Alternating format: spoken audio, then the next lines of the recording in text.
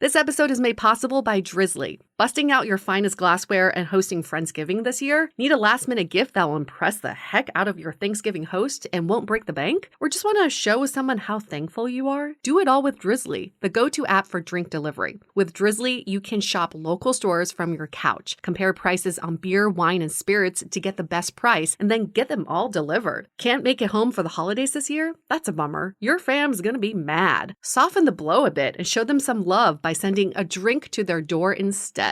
And maybe promise that you'll be there for next year's Thanksgiving? Yeah.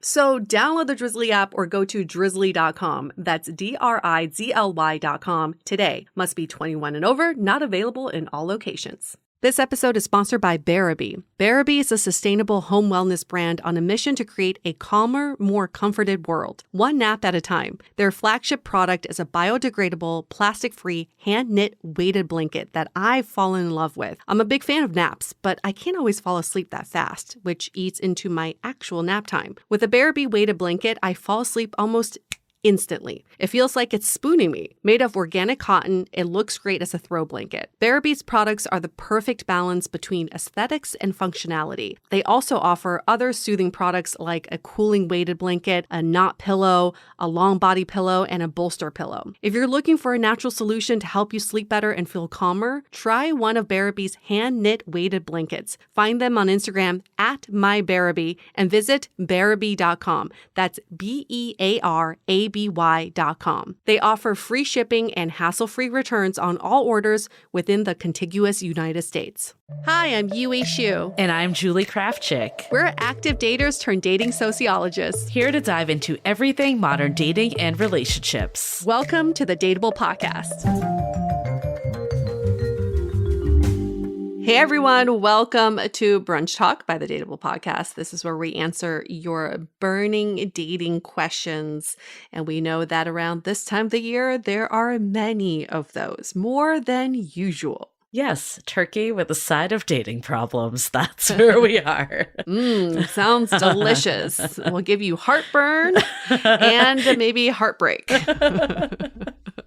Well, here's our question for this week's episode. Very much related. With the holidays around the corner, how do I deal with questions from my family when I go home for the holidays? And for more context, our listener wrote in and said, I'm dreading going home for the holidays because every year my family pressures me about why I'm still single and when they can start to expect grandchildren. It makes me not want to even go home for the holidays. How do I deal with this? This just reminds me of my grandma's comment to me. I just saw my grandma when I went back to China. She's 90. And she said, you know, you delayed my chances of seeing a fifth generation. Meaning I'm old enough to have grandkids myself. Damn.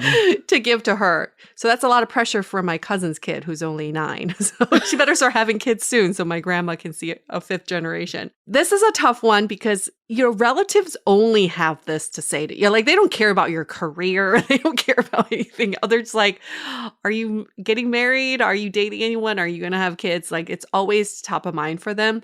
I feel like it's a great opportunity for you to talk about all the other awesome things going on in your life because they don't know. If you don't tell them, they just think you spend all of your time trying to date and trying to find someone. Right. But what if you were to say, well, I mean, I'm doing my best in dating in the love life department, but check out all the other amazing things I'm doing in my life. So here's a crazy thought. I feel like inevitably, you know, it's going to come up, right? If you have those parents that just ask you every year, I luckily did not have those parents, but I know a lot of people have them. Why don't you just nip it in the bud? Like, as soon as you get home, basically. Just be like, look, I know we're going to talk about this.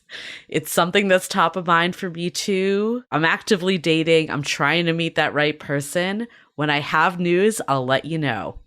You know, like, just address it, put it out there, and then move forward. Then you don't have to be thinking the whole time, when are they going to ask about this? Is this going to come up? I really think this question, how you answer it, dictates how much of a thing it ends up being. If you can just confidently shut it down too, in the sense of, even just saying like, I'm really happy right now. I'm doing well. A lot of times when parents ask, it's coming from a place of them old school mentality of like wanting to make sure you're okay and protected. Just giving them that assurance, telling them you're on it, maybe that's enough. Yeah, get ahead of it. Maybe even have a PowerPoint presentation, just like email it before you down. get there. Just be like, we don't need to talk about this. Or go through your full dating history of the year and then just bore them to death. Be like, January, there was Ghoster Joe. Yeah, they'll never ask again. February, there was this guy, I forget his name, but we met at a bar, and just like go through the whole detailed history. I'm sure they'll never ask you again. But I do love that idea of just getting ahead of it, addressing it early on, and then just keeping it positive. And I think that's the key is this is all well-intentioned. They're not trying to hurt you with these questions. So it's better for you to just wrap it up positively, like, I am trying my best. When I have news, I will tell you, but I'm having a great time dating. It's been fun. Exactly. And I've had some success. So like, just keep it positive and optimistic. That's all they really need to hear. The last thing they need to hear from you is stop asking me. Right. They're just going to double down and ask you more. And that's probably what's been the way you've responded up until then. I know for me, that was it. It was like, oh, get off my back. Like if that came up from people. Oh, yeah. Like, oh, please stop asking me. I don't have anything to tell you. You know what that does for my mom? She'll start sending me guys she wants to set me up with. I remember when she did that. She's still doing that. Well, that's true. She's back in a new era now. When she would be on those like chat groups, I'm like, oh my God, I'm so glad. She found a new one for me. She was really optimistic about him. And then later she told me, she's like, I found out he sleeps in a van. Oh my God. She nixed that one for me. Thank God. I'm like, thanks, Mom, for doing your due diligence. But, again, it's well-intentioned. They're just trying to make sure that you are taken care of and someone is thinking about you other than them. Yeah. So it comes from a good place, but I get that it can get very annoying. Absolutely. I do think like when other people ask, like extended family, I'm just like thinking about that too. A lot of times you're right. It comes from not knowing what else to talk about. Even though this could be a touchy subject, but for whatever reason, it seems like something that they could bring up. So yeah, fill in the time, ask them about their own lives, like what's going on with them, whatever you need to do to move the conversation along. But also some of it, I think, just is your own mindset. Like, who cares? Like if you can get into the mindset of like, this topic isn't that big a deal. If it comes up, it comes up. Easier said than done. But really, when you think about it, like, why is it irking you? Is it because like you're unhappy with where you are? Usually it comes back to yourself. But if you can separate that out and just say, okay, it's a common conversation topic. That's all people want. Mm-hmm. Sure, I can still be like in therapy working through my dating issues, but I don't need to conflate those two at the Thanksgiving table. Another idea, this is unintentional, but it happened to me, is find an ambassador inside the family. I like that idea. So when I went back to China this time, I was expecting all of my extended family to ask about my love life. No one did. Because my parents got there early. I'm pretty sure my mom probably sat them down, was like, listen, she went through a lot this year. Don't bring it up as a sore subject. Just don't ask her about it. Nobody asked except for my grandma, but she's, she asked in a way of like, she didn't even ask. She just made a comment. She just made me feel bad for not having kids at 42. She's like, I'm not going to ask about the partner. I'll just skip over that. Yeah, I'm more concerned about the kid. Okay.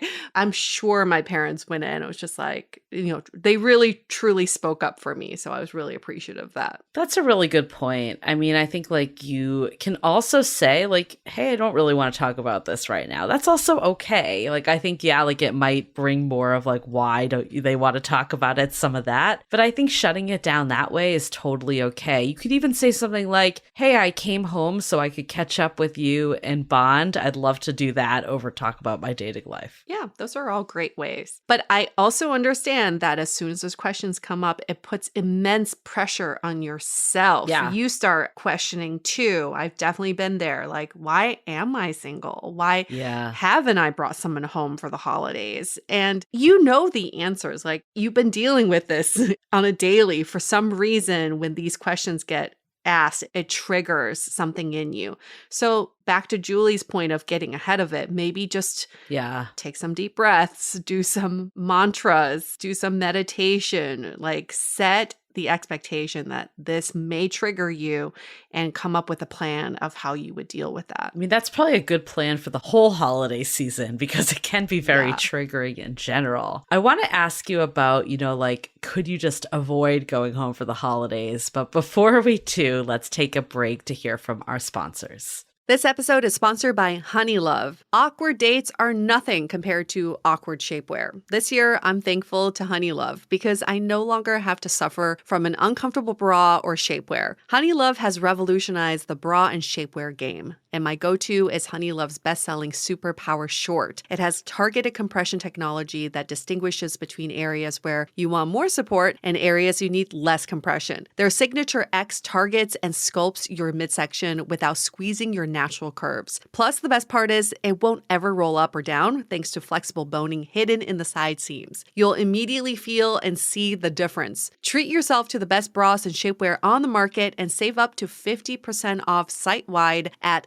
honeylove.com/dateable this month only. Inventory is limited and the sale ends soon, so don't miss their best deals of the year. And after you purchase, they'll ask you where you heard about them. Please support our show and tell them we sent you. It's time to ditch the underwire for good thanks to Honeylove. Again, the link is honeylove.com/DATEABLE. This episode is made possible by Uncommon Goods. If you want to impress your loved ones this holiday season, Uncommon Goods, it's your answer. They're here to make your holiday shopping stress-free by scouring the globe for the most remarkable and truly unique gifts for everyone on your list. And you know what? I'm also shopping for myself. I recently found custom embroidered pet sweatshirts. So yeah, you bet I'm going to be rocking a Mojo sweatshirt soon. When you shop at Uncommon Goods, you're supporting artists and small independent businesses. These fine products are often made in small batches, so shop now before they sell out this holiday season. And with every purchase you make, they give back $1 to a nonprofit partner of your choice. They've donated more than $2.5 million to date. To get 15% off your next gift, go to uncommongoods.com/dateable. That's uncommongoods.com/DATEABLE for 15% off. Don't miss out on this limited time offer. Uncommon Goods, we're all out of the ordinary. So let's say your parents are just so much pressure and like they're not going to let it go. Is there a world where it makes sense to just not go home? As a former avoidant, I would say it's never a good idea to avoid because the problem doesn't go away. You're just delaying the problem from happening. I understand that maybe if you're really overwhelmed, maybe that's like the last thing you want on your plate. So maybe you just don't want to go home. But think about, will the benefits outweigh this pressure? I think the benefits of seeing your family, at least for me, outweigh like that triggered factor. It's really up to you and your relationship with your family. Look, if you really want to go to the Caribbean for the holidays and that's what's calling to you, do it. Yeah. That being said, I wouldn't do it because of the fear of someone asking about my dating life. Like if I just wanted to take a break and go to the Caribbean, that's one thing. But doing it in response to that, I just wouldn't want to give dating and this stigma of being single that much power when you think about it. Like I wouldn't want that to be the reason why I derailed my plans or, like you said, didn't get the time to bond with my family. And I'm pretty sure your family doesn't want that either. Like this should not be a reason that you stop seeing someone because of that. So if it's to that point, I think this is an opportunity to have a conversation with that family member and just be like, look, I'm really feeling alienated by this to the point that I actually debated not coming home, but I don't want that. And then open that up as a conversation of how do we not let this keep coming up as a way that's like causing so much friction to a relationship. A lot of times relatives don't know the stress they're putting on you with these questions. They think they're just being inquisitive and they're being thoughtful. If you can tell them how it makes you feel, it might help deter them from asking you these questions again. Again, it's coming from a good place. They're not intending to make you feel like you can't come home for the holidays just to avoid these questions, right? I'm sure they want to hear your perspective too. So open communication, talking it out loud, expressing the pressures that you're feeling. I'm trying my best. I'm also experiencing a lot of work pressure. I'm in the middle of moving. I'm going through some transitions. So this is kind of like low priority on my list right now. I have all this other stuff going on. That could also help too for them to realize that you're a fully formed human being and you have so many other things happening, not just trying to find a partner. Definitely. You take this time to do what's right for you over the holiday season, but remember that like the solution isn't to lose other connections.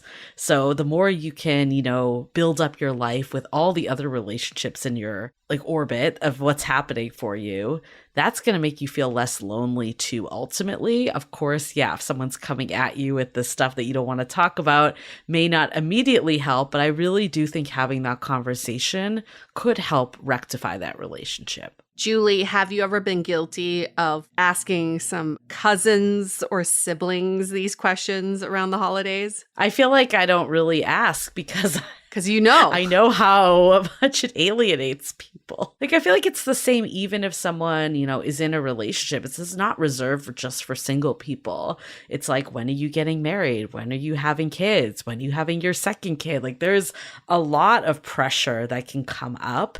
And I really feel like, as someone that was single for so many years and dreading these types of conversations, that I don't want to do that to someone else. What about you?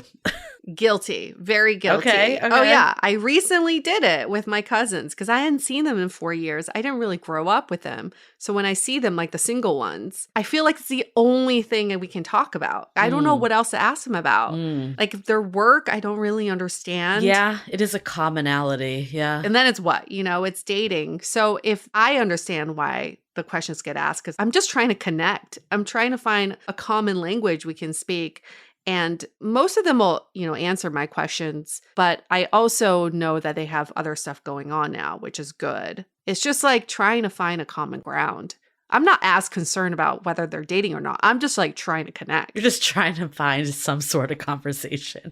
Yeah, because we're alone and it's awkward. I'm like, what do we talk about? It's so crazy, though, that like that could be the intention, yet the result of it is that this person's alienating me and they're making me feel bad. Like that, it just goes to show you how much we internalize, and probably a lot of how you answer that question or react to it is basically what you're feeling yourself. Yeah. So I think it's just taking an opportunity to see this as a point of reflection. And maybe it's worth, talking to someone about this a little more of why it's such a trigger for you. Good luck, everyone, and share your stories with us. Tell us how you've been dealing with these questions and family pressure, because we've all been there, and it probably makes us all feel better to hear that other people are going through the same things. Yeah, you can always refer your family members to Dateable, and then they can see that it's not just you that's struggling with modern dating.